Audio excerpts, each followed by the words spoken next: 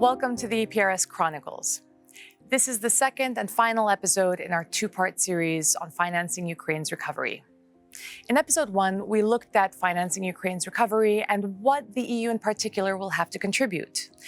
In this episode, we will look at how the EU can help ensure that Ukraine's recovery is a success.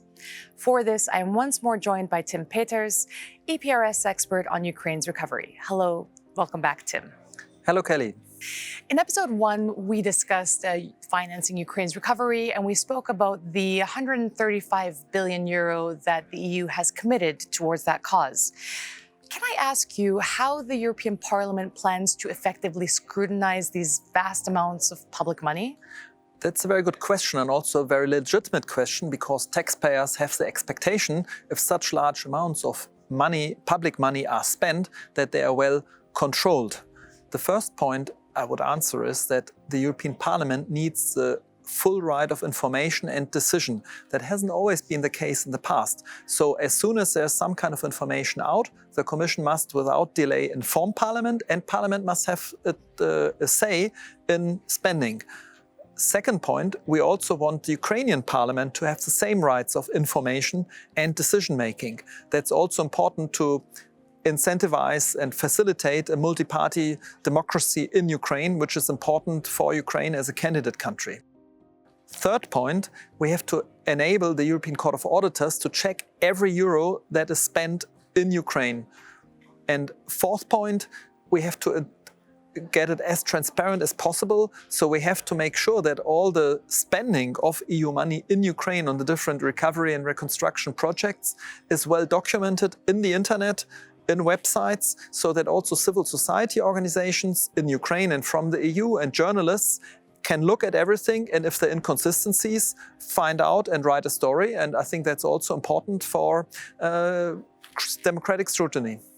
And aside from the public money being spent and scrutinized effectively, there's been a lot in the news about using frozen Russian assets to pay for the reconstruction of Ukraine. Can I ask you how this would happen, and even if it can happen, to use frozen Russian assets? Yes, indeed. For the first time in an international conflict, have such vast amounts of money and assets been frozen. Now the question is, what do we do with it? There we are in legally uncharted territory. There's a lot of political pressure in terms of justice to say, from the European Parliament, but also from Ukraine, Russia is destroying assets in Ukraine every day while we speak. And so Russia must pay also for the destruction in Ukraine, and we should use the frozen assets for that purpose. The question is it legally possible? And there the European Commission is currently working on a proposal. We also have to ensure that we have the best chances to win if we are challenged in court. We don't want a situation where we seize the assets and later lose in court. So we are waiting for a proposal of the European Commission which will enable us to use the assets. In episode 1, we also spoke about the role private investment will have towards Ukraine's reconstruction. What is the EU doing to encourage private investors?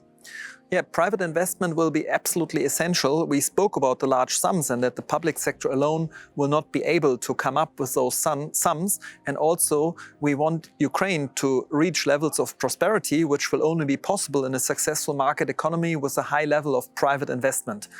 How can we reach this high level of private investment? I think there are two crucial points. The first one is that Ukraine must win the war. A lot of investors will not invest in a war zone or in a country that is under threat from an aggressive neighbor.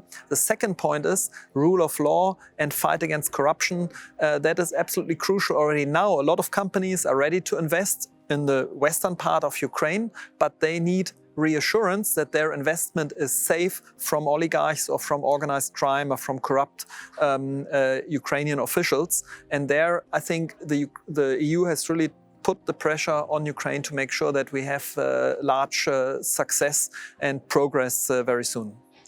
In addition to encouraging private investment and, of course, all the public money that the EU has put forward, the EU is also hosting about 4 million refugees who've fled Ukraine since the start of Russia's large-scale invasion in 2022. What will their role be? Do they have a role, do you think, in the reconstruction and recovery of Ukraine?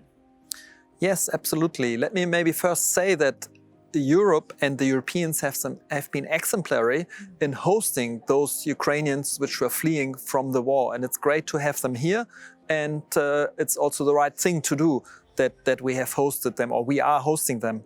However, in 2022, Ukraine has lost a large part of its workforce. It went down from 18 to 11 million. And no recovery is possible without skilled workforce. So the private sector as well as the public sector in Ukraine urgently need skilled workforce, and the EU in general, but also specific programs from for example, from the European Bank for Reconstruction and Development are looking at how to ensure that we win, that Ukrainian companies can win and retain skilled workforce.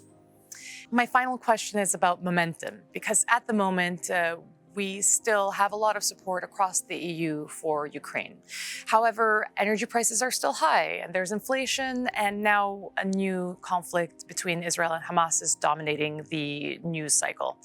So how can the EU ensure that decision makers and voters keep the focus on Ukraine, Tim? Yes, you're right, Kelly. Ukraine has fallen off the news cycle a bit recently, and that's exactly what Russia wants. Putin wants to just do in Ukraine what he wants to do without anyone noticing outside Ukraine. And that's where we come in and our leaders come in, and they have to make sure that Ukraine remains in the center of our attention, and that we continue to help Ukraine against the Russian invasion, and that actually in the end the EU continues to support Ukraine with all they need, all finances, all military aid, so that they can win the war against Russia. Thank you very much. You're welcome, Kelly. This concludes our two-part series on financing Ukraine's recovery. For more information about the EU's most important topics, subscribe to the EPRS YouTube channel.